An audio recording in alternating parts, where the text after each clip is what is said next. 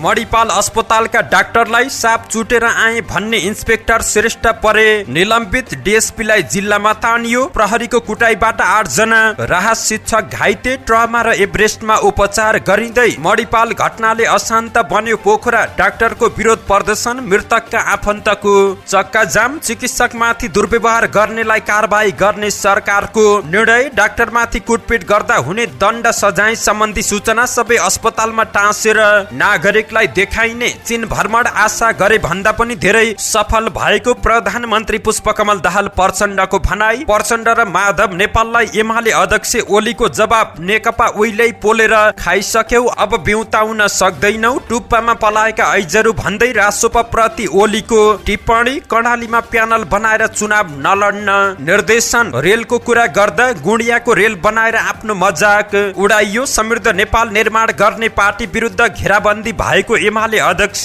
ओलीको टिप्पणी। यीलाई पत्र लेख्दै बालेन शाहले भने तपाईको माग पूरा गर्ने अधिकार हामीलाई रहेको छैन। एमाले बागमती अध्यक्षमा 4 जनाको उम्मेदवारी दर्ता। सचिवमा पनि 4 जना। आज मतदान हुने। अध्यक्ष ओली बाहेक अरूले देशलाई समृद्धिको युगमा अगाडि बढाउन सक्दैनन्। 2084 को चुनावमा एमाले बहुमत ल्याउने गरी अघि बढ्ने महासचिव शंकर पोखरेलको भनाई। मैले सर्प पालन गरेको छैन भन्दै झलनाथ खनालको स्पष्टीकरण। रेल मार्ग प्रभावितको समस्या समाधानमा तत्काल पहल गर्ने सभामुख देवराज घिमिरेको भनाई। सरकारले नबुझेरै शिक्षा विधेयक ल्यायो, सच्याउनै पर्छ भन्दै चन्द्र भण्डारीको तर्क। प्रभु शाह आक्रमक बन्दै गौर हत्याकाण्डको बारेमा जिल्लाका विभिन्न ठाउँमा अन्तर्क्रिया सम्पन्न। जहाज खरिदमा भ्रष्टाचारको भाव पनि नजोडिने पर्यटन मन्त्री सुदन किराँतीको दाबी। काम थाल्नु अघि 15 मिनेट अनिवार्य योग र ध्यान गर्न कर्मचारीलाई गृह मन्त्रालयको निर्देशन। सुन आयातको कोटा बढाइयो, अब दैनिक 20 किलोसम्म ल्याउन पाइने। स्वास्थ्य क्षेत्रका व्यथितिलाई नियन्त्रण गर्ने स्वास्थ्य मन्त्री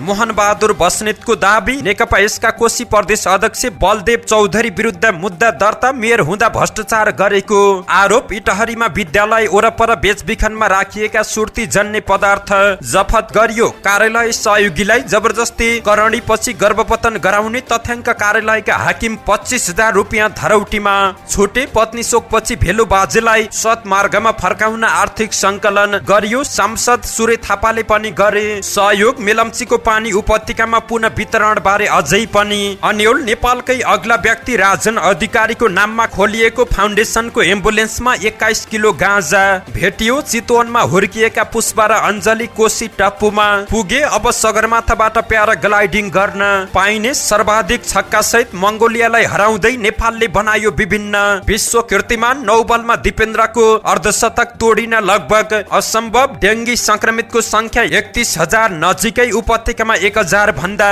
धेरै र निज्जर हत्यामा भारत संलग्न रहेको प्रमाण पेश गर्न क्यानाडालाई चुनौती। दर्शक महानुभाव नमस्कार, तपाईँ हेर्दै हुनुहुन्छ नेपाल पोस्ट। म गोविन्द चपागाई। आज मिति विक्रमसम्म 2080 असोज महिनाको 11 गते बिहिबार। यस बीचसम्म 2023 सेप्टेम्बर 28 तारिक। यसैगरी आज भदौ शुक्ल चतुर्दशी तिथिसँगै इन्द्र जात्रा। काठमाडौँ उपत्यकामा आज सार्वजनिक बिदा। अनन्त चतुर्दशी व्रत। विश्व रेबिज विरुद्ध दिवस। अन्तर्राष्ट्रिय सूचनामा विश्वव्यापी पहुँचको दिवस पनि रहेको छ। यहाँलाई इन्द्र जात्राको धेरै धेरै शुभकामना व्यक्त गर्न चाहन्छौँ। दर्शक महानुभाव सदा चाहिँ आज पनि उपस्थित भएका छौँ। विशेष गरी देशको पछिल्लो राजनीतिक अवस्था के कस्तो रहेको छ त, विभिन्न नेताहरूको तर्क, स्वास्थ्य सम्बन्धी जानकारी, देश तथा विदेशमा घटेका घटना लगायत आज दिनभरि कहाँ के हुँदैछ त सम्पूर्ण जानकारीहरू लिएर यहाँ सामु उपस्थित भएका छौँ। दर्शक महानुभाव हामीलाई कुन ठाउँदेखि हेर्दै हुनुहुन्छ अनि कस्तो लाग्दैछ त, हामी प्रति कुनै प्रतिक्रिया छन् भने कृपया तलको कमेन्ट बक्समा आफ्नो प्रतिक्रिया उल्लेख गर्न सक्नुहुन्छ। तपाईँको प्रतिक्रियालाई मनन गर्दै अगाडि बढ्नेछौँ। दर्शक महानुभाव सकेसम्म देशैभरिका अपडेटलाई समेट्ने कोसिस गर्नेछौँ। समाचार समय अवधिसम्म हामी सँगै रहनुहोला। शुभ बिहानी सँगै समाचारको दैलो उघारौँ। मणिपाल अस्पतालका डाक्टरलाई साप चुटेर आए भन्ने इन्स्पेक्टर श्रेष्ठ निलम्बित भएको प्रसङ्गबाट।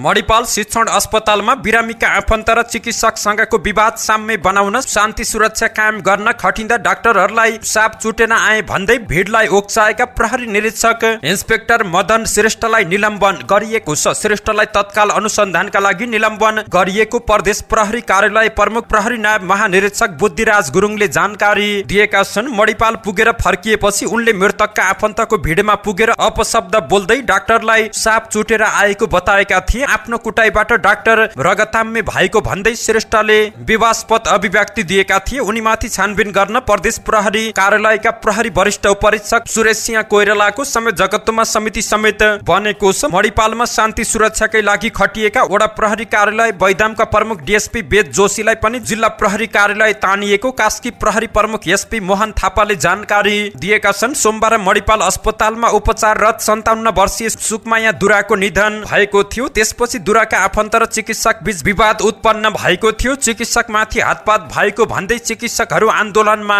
उत्रिएका हुन्। पोखरा स्थित अस्पतालमा स्वास्थ्य कर्मीहरू आकस्मिक बाइकका सेवा ठप्प गरेर विरोध गर्दै आइरहेका छन्। मृतकका आफन्त अस्पतालका चिकित्सकको लापरवाहीका कारण बिरामीको ज्यान गएको भन्दै तोडफोडमा उत्रिएका थिए। उनीहरूले उपचारमा संलग्न डाक्टर अनिल शाहमाथि हातपात समेत गरेका थिए।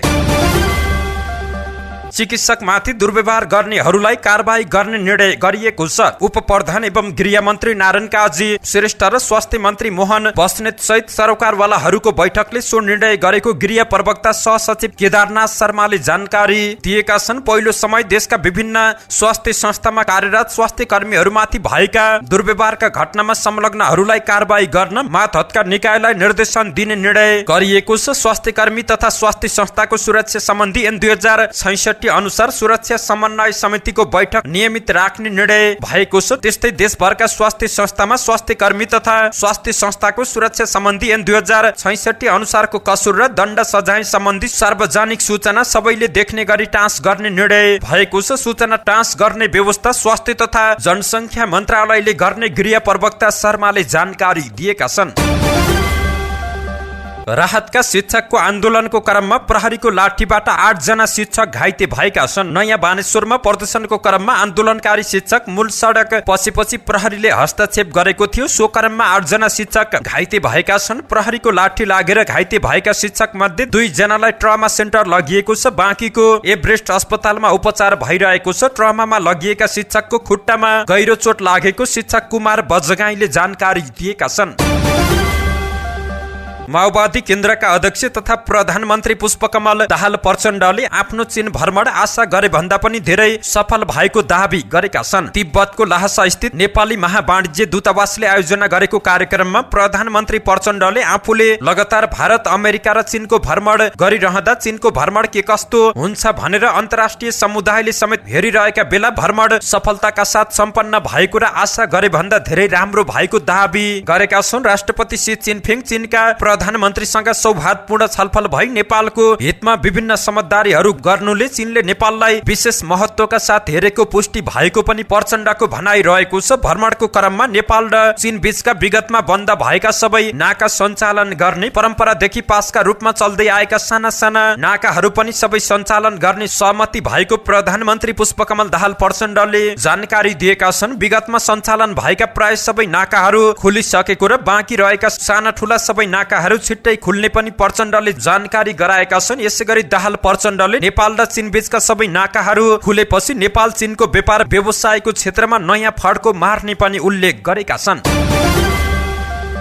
नेकपा एमालेका अध्यक्ष केपी शर्मा ओलीले अब नेकपा बेउताउने कुनै सम्भावना नभएको दावी गरेका छन्। पछिल्लो समय नेकपा माओवादी केन्द्रका अध्यक्ष पुष्पकमल दाहाल प्रचण्ड र नेकपा यसका अध्यक्ष माधव नेपालको नेकपा बेउताउने अभिव्यक्तिपछि ओलीले त्यो सम्भावना नभएको दावी गरेका छन्। उनले प्रचण्ड माधवले एमालेमा फुटाएर काङ्ग्रेसको पाउमा सरकार चढाउन गएको पनि टिप्पणी गरेका छन्। यसैगरी अध्यक्ष केपी शर्मा ओलीले राष्ट्रिय स्वतन्त्र पार्टी रासोपा लोकतन्त्रको टुप्पोमा पलाएको ऐजरू भएको टिप्पणी गरेका छन्। वीरेन्द्रनगरमा आयोजित प्रदेश अधिवेशनलाई सम्बोधन गर्दै ऐजरू पार्टी भन्दा एमाले जनताको पार्टीको रूपमा स्थापित दल रहेको बताएका छन्। यस्तै अध्यक्ष ओलीले वर्तमान सरकार गुण्डाहरूको सरकार भएको आरोप पनि लगाएका छन्। देशमा जताततै बलात्कारी गुण्डागर्दी चलिरहेको बताउँदै उनले यो सरकार गुण्डाहरूको सरकार भएको दाबी गरेका छन्। यस्तै अध्यक्ष ओलीले कर्णालीमा प्यानल बनाएर चुनाव नलड्न निर्देशन दिएका छन्। उनले सर्वसम्मतिमा नयाँ नेतृत्व चयन गर्न निर्देशन दिएका छन्। फरक प्रसंगमा बोल्दै अध्यक्ष ओलीले नेपालमा रेलको कुरा गर्दा गुडियाको रेल बनाएर मजाक उडाइरहेको भन्दै आक्रोश व्यक्त गरेका छन्। नेपालीले पनि रेल चढ्न सक्छन् भनेर योजना अगाडि बढाउँदा मजाक उडाइयो उनले भने। उनीहरूलाई के थाहा रेल चढ्ने कुरा। यस्तै ओलीले जनताले विकास एमाले आएपछि मात्र देखेको पनि दाबी गरेका छन्। उनले एमाले आएपछि मात्रै नदीका किनारदेखि जताततै विकास भएको बताए। ओलीले एमाले विरुद्ध विभिन्न तरिकाले घेराबन्दी गरिएको पनि दाबी गरेका छन्। अध्यक्ष ओलीले एमाले सबै खाले व्यवधानलाई पराजित गर्दै अगाडि बढ्ने पार्टी भएको बताए। त्यसको लागि मिसन 2084 अभियान चलाइएको भन्दै उनले 2084 लाई अर्थपूर्ण वर्षका रूपमा मनाउनु पर्ने समेत जानकारी गराएका छन्।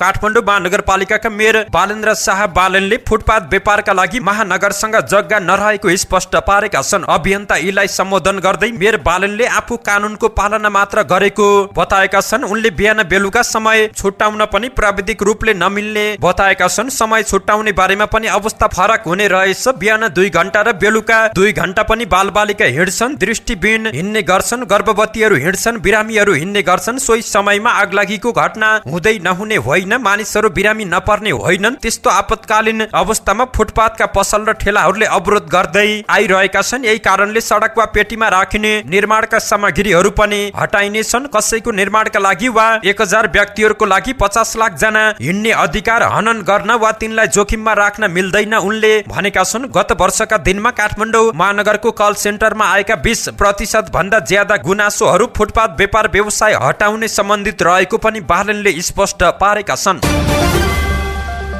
नेकपा एमालेको बागमती प्रदेश कमिटीको अध्यक्ष पदमा 4 जनाले उम्मेदवारी दर्ता गराएका छन्। बुधबार एमाले पार्टी कार्यालय च्यासलमा जारी निर्वाचन प्रक्रिया अन्तर्गत अध्यक्षमा कैलाश ढुङ्गेल, कृष्ण प्रसाद दाहाल, सानु कुमार श्रेष्ठ र केशर बहादुर बुढाथोकी रहेका छन्। यस्तै उपाध्यक्षमा 5 जनाको उम्मेदवारी रहेको छ। उपाध्यक्षमा नारायण प्रसाद खतिवडा, दावा दोर्जे लामा, सुभाष चन्द्र ठकुरी, ईश्वर चन्द्र पोखरेल र राजेन्द्र राज थलाले उम्मेदवारी दिएका छन्। सचिवमा हस्त पण्डित, नवराज सिलवाल, रत्न गुरुङ र रामकुमार अधिकारीले उम्मेदवारी दर्ता गराएको निर्वाचन समितिले जानकारी दिएको छ। उम्मेदवारी मनोनयनको क्रम हिजो साँझ 7 बजेसम्मलाई तोकिएको थियो। मतदान भने आज बिहानबाट हुने बताइएको छ। नेकपा एमालेका महासचिव शंकर पोखरेलले पार्टी अध्यक्ष केपी शर्मा ओली बाहेक अरूले देशलाई समृद्धिको युगमा अगाडि बढाउन नसक्ने दाबी गरेका छन्। पार्टीको कर्णाली प्रदेश अधिवेशनको उद्घाटन सत्रमा बोल्दै उनले एमालेलाई बलियो राष्ट्रिय शक्तिका रूपमा विकास गरिनुपर्ने बताएका छन्। पोखरेलले 2084 को चुनावमा बहुमत ल्याउने गरी पार्टी अघि बढ्ने दाबी गरेका छन्। एमाले हरेक कुरामा एकताबद्ध रहेको र देशको नेतृत्व गर्न सक्षम रहेको उनको भनाइ रहेको छ। यो सन्देश अधिवेशनबाट पनि दिनुपर्ने पोखरेलको दाबी रहेको छ। पूर्व प्रधानमन्त्री झलनाथ खनालले सर्प प्रकरणमा आफ्नो नाम मुछेर आलोचना गर्ने गरेको भन्दै आपत्ति जनाएका छन्। बुधबार काठमाडौँमा आयोजित नेपाल सर्ट फिल्म अवार्ड 2023 लाई सम्बोधन गर्दै उनले आफू सर्लाइ जाँदा सर्पको टोकाइको कारण मृत्युवरण गर्नु परेको घटना देखेकाले सर्पदंशका बिरामीलाई देशमै उपचार गर्नुपर्ने र औषधि बन्नुपर्ने माग सम्बोधन गर्नका लागि आवाज उठाएको दाबी गरेका छन्। उनले आफ्नो नाममा आफूले नचाहँदै पनि नाम राखेको र त्यसबाट के गरे भन्ने बारे आफू अनभिज्ञ रहेको पनि जानकारी दिएका छन्। उनले सर्प पाल्ने काममा आफ्नो कुनै लगानी नरहेको पनि स्पष्ट पारेका छन्। पछिल्लो समय त्यसलाई विवादमा तान्ने काम भएको भन्दै नेकपा एकीकृत समाजवादीका सम्मानित नेता समेत रहेका उनले अख्तियारमा समेत उजुरी परेको छानबिनको विषय बनेको कुरा आफूले जानकारी पाएको बताए। उनले नाम अर्कैले राखेको तर आफूलाई 73 करोड भन्ने गरिएको बताएका छन्। उनले सर्प पालनमा आफ्नो कुनै लगानी र पेसा व्यवसाय नभएको स्पष्ट पारेका छन्।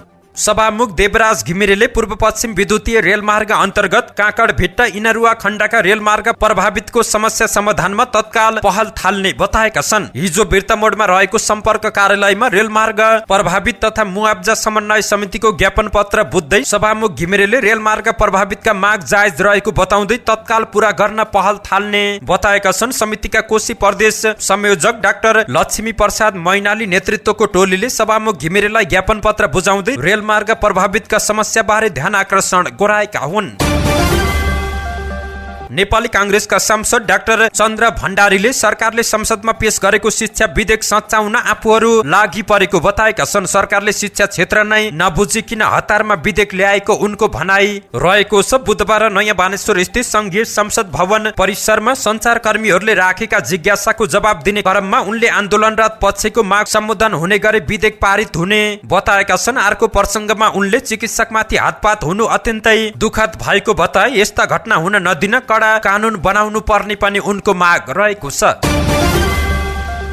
आम जनता पार्टीका अध्यक्ष तथा पूर्व मन्त्री प्रभु शाहले गौर हत्याकाण्डको विषयमा रौतहटका विभिन्न ठाउँमा अन्तर्क्रियाको आयोजना गरेका छन्। शाहले गौर हत्याकाण्डका पीडितलाई न्याय दिलाउन वृहत अन्तर्क्रिया सम्पन्न भएको बताएका छन्। उनले गौर हत्याकाण्डले रौतहटको गौरवशाली छविलाई धुमिल गर्ने कार्य गरेको र निष्कर्ष सहित सहभागीहरूले न्यायको पक्षमा अगाडि बढ्ने प्रतिबद्धता जनाएको पनि उनले उल्लेख गरेका छन्। शाहले यसअघि पनि आफूले गौर हत्याकाण्डका पीडितहरूलाई न्याय दिलाएरै छान्ने अठोट गरेका छन्।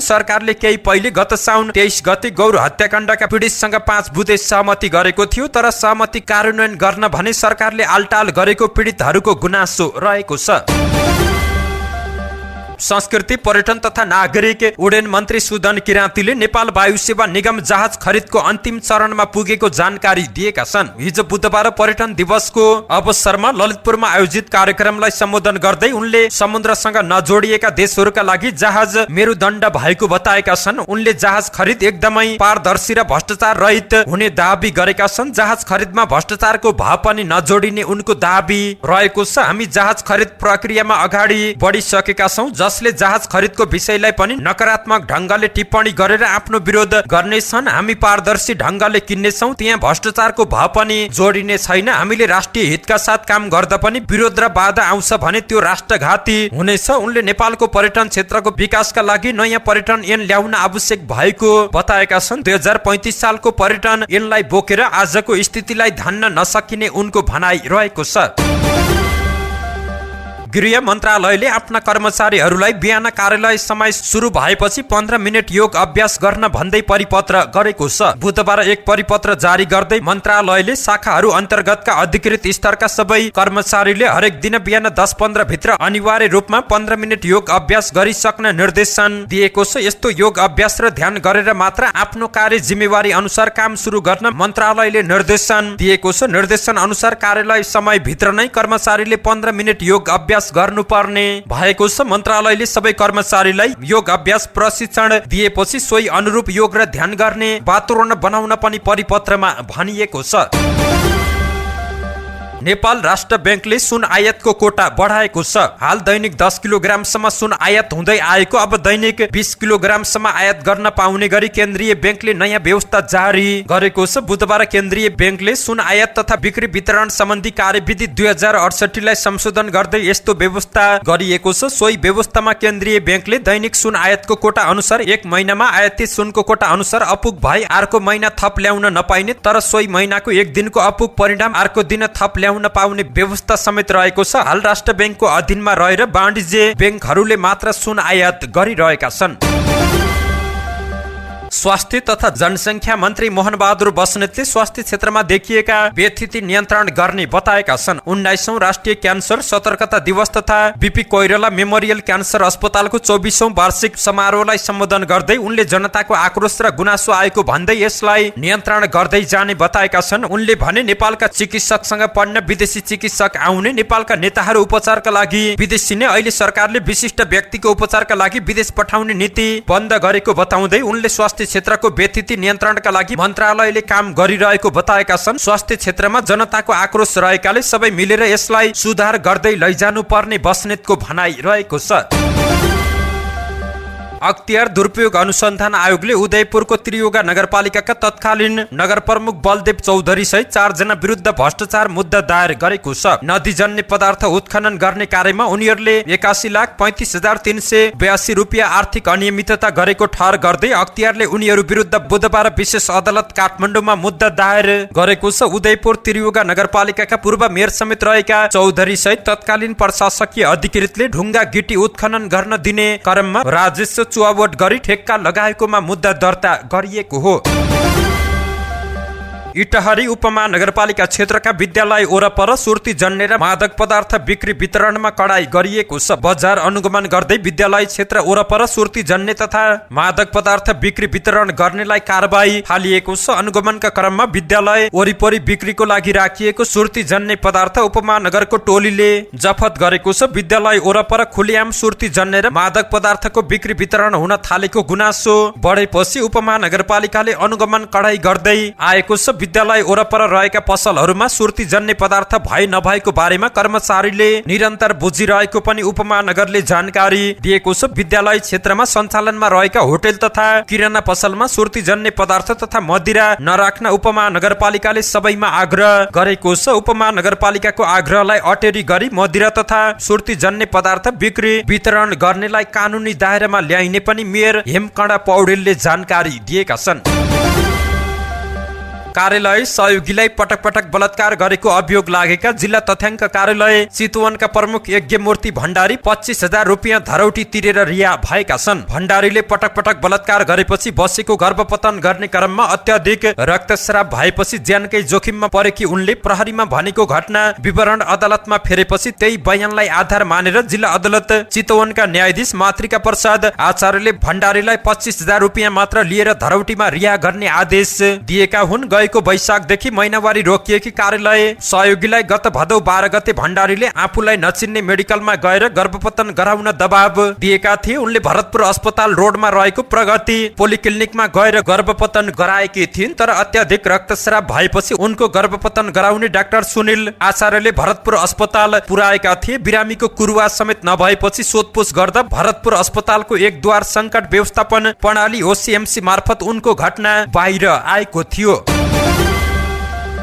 पत्नी शोकमा परेका भाइरल म्यान भेलु बाजे उर्फ मिनबहादुर बुढा मगरलाई प्युठानका सांसद सूर्य थापाले आर्थिक सहयोग गरेका छन्। प्युठान जुम्रीकाँडा निवासी भेलु बाजीका लागि जिल्लावासीले आर्थिक सहयोग अभियान चलाइरहेका प्युठानकै अभियन्ता भरत राउतले जानकारी दिएका छन्। सोही अभियानलाई साथ दिँदै सांसद थापाले पनि 5,000 रुपियाँ सहयोग गरेका छन्। केही दिनमा कार्यक्रम आयोजना गरेर सहयोग हस्तान्तरण गर्ने तयारी रहेको आयोजकले जानकारी दिएको छ। गत निर्वाचनका बेला भेलु बाजेले सूर्य थापाको पक्षमा मत मागेका थिए, तर भोलिपल्ट विपक्षी गठबन्धनमा गएपछि पैसा पाएर मत मागेको भन्दै पुनः चर्चामा आएका थिए। सामाजिक सञ्जालमा उटपटाङ कुरा बोल्ने र मदिराको सुरमा रहने भेलु बाजेलाई सतमार्गमा फर्काउने उद्देश्यले आर्थिक सहयोग संकलन अभियान थालिएको छ। अहिलेसम्म 1,25,000 भन्दा माथि रकम जम्मा भएको बताइएको छ। उनकी पत्नीको नयाँ दिल्लीमा उपचारको क्रममा निधन भएको थियो।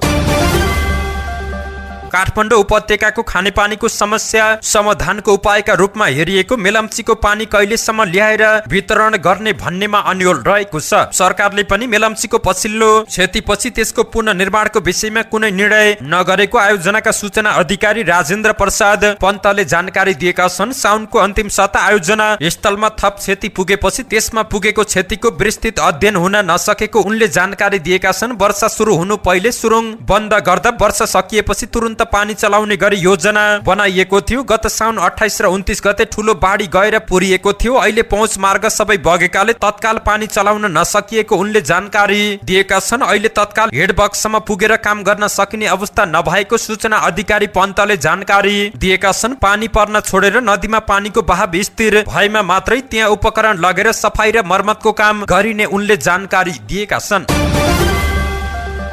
मोरङ प्रहरीले 21 किलो गाँजा बोकेको एम्बुलेन्स सहित चालकलाई नियन्त्रणमा लिएको छ। विराटनगर महानगरपालिका 18 बाट गाँजा बोकेको एम्बुलेन्स सहित चालकलाई प्रहरीले पक्राउ गरेको छ। इलाका प्रहरी कार्यालय बुधनगरबाट खटिएको प्रहरी टोलीले चेक जाँचको क्रममा को 14619 नम्बरको एम्बुलेन्सबाट 21.5 किलो गाँजा नियन्त्रणमा लिएको छ। एम्बुलेन्सको डिक्कीमा लुकाई भारततर्फ लैजाँदै गरेको अवस्थामा लागु औषध गाँजा नियन्त्रणमा लिएको प्रहरीले जानकारी दिएको छ। चालकको साथबाट नेपाली रुपियाँ 40,000 रुपियाँ पनि बरामद गरेको प्रहरीले जानकारी दिएको छ। त्यस्तै बुधनगरबाट नै 16.5 किलो गाँजा बरामद भएको छ। इलाका प्रहरी कार्यालय बुधनगर र अस्थायी प्रहरी पोस्ट भेडियारीबाट खटिएका प्रहरी टोलीले विराटनगर 18 स्थित खेतको परालमा लुकाई राखेको अवस्थामा सो परिमाणको गाँजा बरामद गरेको जिल्ला प्रहरी कार्यालय मोरङले जानकारी दिएको छ। लागु औषध गाँजा सहित पक्राउ परेको एम्बुलेन्स तथा चालकको इलाका प्रहरी कार्यालय रानीबाट थप अनुसन्धान भइरहेको प्रहरीले जानकारी दिएको छ।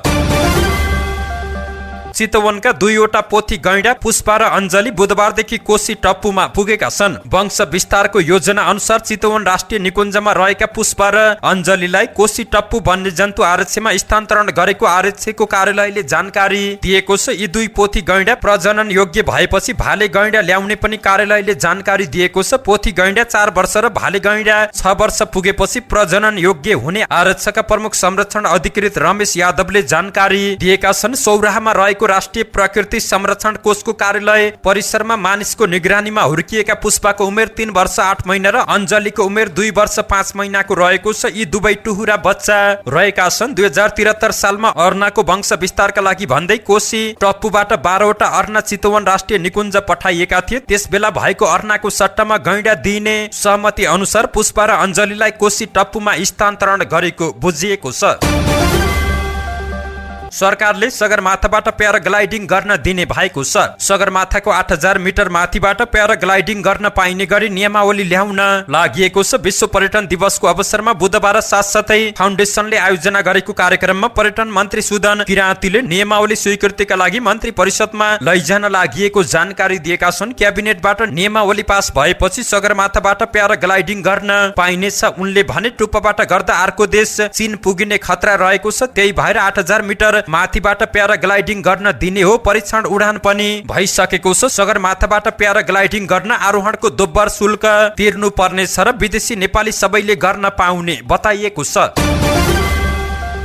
T20 अन्तर्राष्ट्रिय क्रिकेटमा नेपालका दिपेन्द्र सिंह एरीले बुधबार 9 बलमा अर्धशतक पूरा गर्दै विश्व कीर्तिमान बनाए। उनको यो अविश्वसनीय रेकर्ड भविष्यमा कसैले तोड्न लगभग असम्भव रहेको छ। भारतका युवराज सिंहले बनाएको 12 बलमा अर्धशतक बनाएको रेकर्ड 16 वर्षपछि एरीले तोडेका छन्। एसियाली खेलकुदमा मङ्गोलिया विरुद्ध खेल्दा उनले 9 बलमा 8 छक्का हान्दै 50 रन पूरा गरेका हुन्। आफूले सामना गरेको पहिलो 6 बलमा 6 वटै छक्का प्रहार गर्ने अर्को अद्भुत रेकर्ड पनि उनले कायम गरेका छन्। 18.1 ओभरमा कप्तान रोहित पौडेललाई गुमाएपछि क्रिजमा आएका दिपेन्द्रले अर्धशतक हान्ने कसैको कल्पना पनि रहेको थिएन, किनकि नेपालसँग खेल्न 11 बल मात्रै बाँकी रहेको थियो। त्यसमध्ये 10 बल दिपेन्द्रको भागमा पर्यो। आफूले खेलेका सबै बलमा दिपेन्द्रले छक्का हान्ने प्रयास गरे। 8वटा बललाई बाउन्ड्री माथि कटाउन सफल भए भने बाँकी 2 बलमा उनले 2-2 रन लिएका हुन्। कुशल मल्लको रेकर्ड ढिलो चाँडो तोडिन सक्छ, तर दिपेन्द्रको रेकर्ड तोड्न निकै कठिन हुने देखिएको छ। ब्याट्सम्यानलाई भाग्यको सहारा भयो भने मात्रै नत्र असम्भव नै लागेको छ। दिपेन्द्रको कीर्तिमानी भङ्ग गर्न 9 बल भन्दा कममा अर्धशतक पूरा गर्नुपर्ने भएको छ। पछिल्ला केही दिन यता डेङ्गी संक्रमितको संख्या निरन्तर बढिरहेको छ। एपिडेमियोलोजी तथा रोग नियन्त्रण महाशाखाको तथ्याङ्क अनुसार जनवरी यता 19 सेप्टेम्बरसम्म डेङ्गीबाट 30,898 जना संक्रमित भएका छन्। पछिल्ला 25 दिनमा 7,779 जना डेङ्गी संक्रमित थपिएका छन्। डेङ्गीबाट जुलाई यता 15 जनाको मृत्यु भइसकेको छ। हालसम्म सबैभन्दा धेरै कोशी प्रदेशमा 22,540 जना संक्रमित रहेका छन्। त्यस्तै बागमतीमा 4,460, मधेसमा 567, गण्डकीमा 1,840, लुम्बिनीमा 506, कर्णालीमा 87 र सुदूरपश्चिममा 898 जनामा संक्रमण पुष्टि भएको छ। काठमाडौँ उपत्यकाका 3 जिल्लामा 1062 जना संक्रमित भएको तथ्याङ्क रहेको छ।